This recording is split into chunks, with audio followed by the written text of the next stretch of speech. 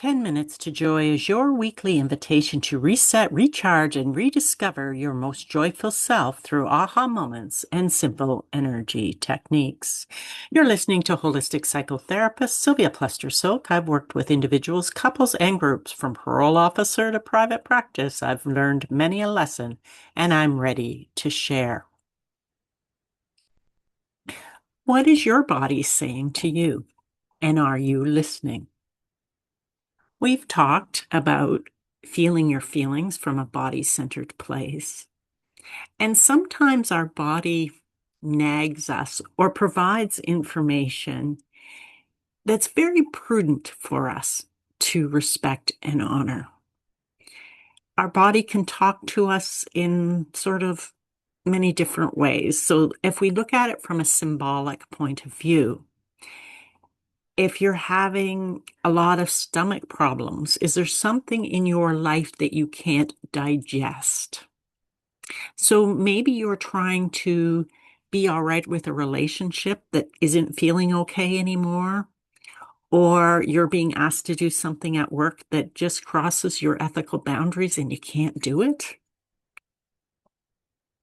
So tune in and listen. Sometimes it's simply indigestion, and sometimes it's the body speaking to you. If your heart is aching, is there something on your heart? Is there a hurt or an injury to your heart, or is your heart broken, so to speak? And what kind of loving information or exercises can you do to just honor that and feel that hurt? If you have a headache, what is getting in the way of you thinking? Again, this is an oversimplification, but it's another way of kind of looking at physical ailments as your body speaking to you. So it may just be that you can't get your head around something. You're trying too hard to convince yourself that you should be okay with something that you're truly not. And there's many books on this. Louise Hay has work on it. Carolyn Myss has work on it. There's many, many different formats of ways of looking at your body from that symbolic point of view. Let's talk from a physical point of view in terms of like if you're exhausted, what's causing the tiredness? So we can look at things like what's your diet been like?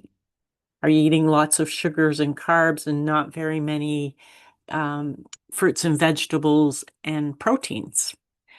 Are you getting enough sleep? Are you sleeping, going to bed at the same time and getting up at the same time in the morning? Or is your sleep pattern erratic? It may be that you need to get better sleep hygiene.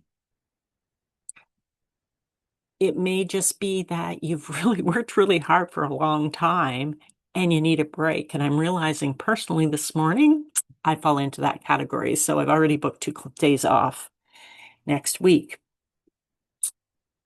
Is your body feeling really energized by something? That mean you need more of it.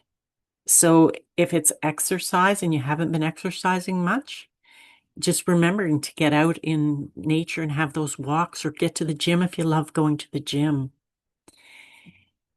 We can really tune into, are we energized for something, or is something draining our energy?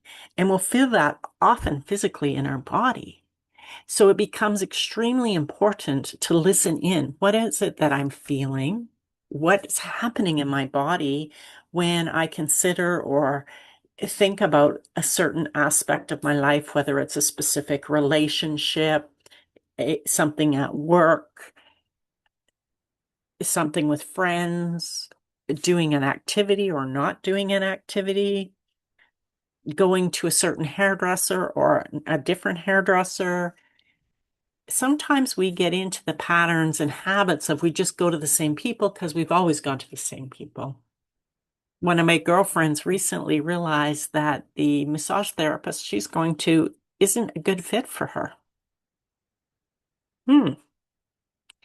In fact, she got to the point where she feels like she doesn't want that person to touch her anymore. That probably was building up over a period of time. but she's done some work recently, giving herself permission to really listen and honor herself. She is one of those people that tends to honor others more than she honors herself. And so that's coming into a beautiful balance now.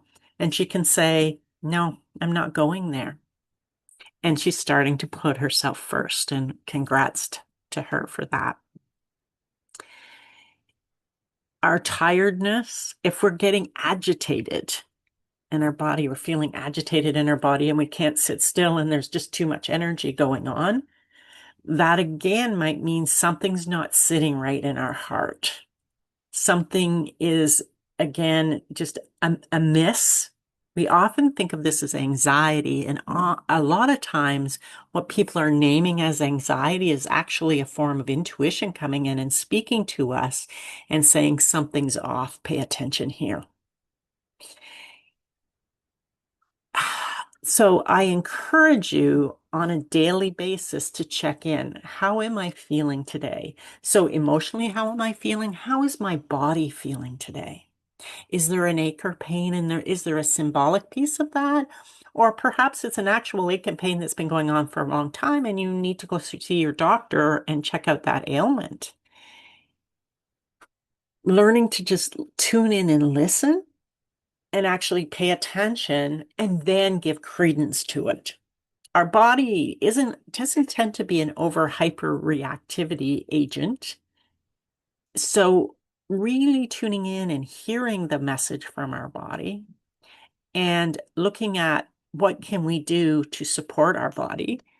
Because although many of us don't love our bodies and we think we could be thinner here or fatter here or X, Y, Z, it's time to actually really honor our bodies and really honor all of the things that our body has done for us and does for us automatically without us even having to pay attention or think.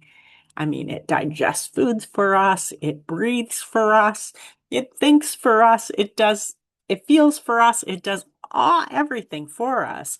And we sometimes forget to just fully appreciate our bodies. Thank you, arms, for being able to type or to hold hands or to touch someone important or to touch ourselves with a loving kindness and a loving touch. Our bodies are a vessel that we're here to experience.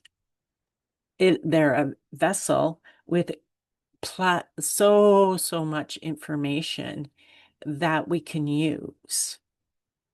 Sometimes we get in the pattern when there's discomfort of just ignoring the discomfort. And as we ignore it, it tends to grow, not go away.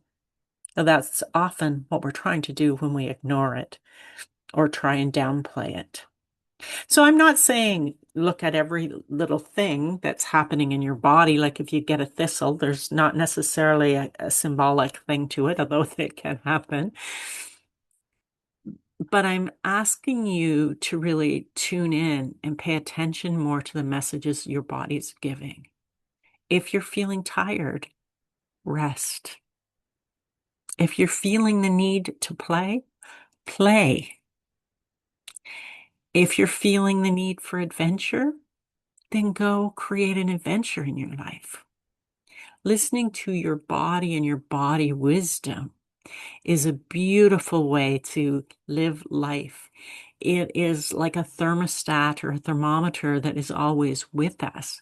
And when we become friends with our bodies, we truly honor our bodies for everything that they do every day for us without us even asking. And we start to really honor the messages that our body is giving us. Then we can create a relationship with our body where we both feel nurtured and loved and cared for, so that we're less likely to age in the same way, so that we can understand what we need to do in any given moment for our wellness, both emotional and physical and spiritual. And we can start to look at how do we more fully listen in and tune into our bodies. I hope I've given you some things to think about today and perhaps an odd aha out there. That's all for today, folks. We've shared another 10 minutes of growth together. Remember, joy is a practice, not a destination. Keep moving forward, and I'll be right here with you next Friday.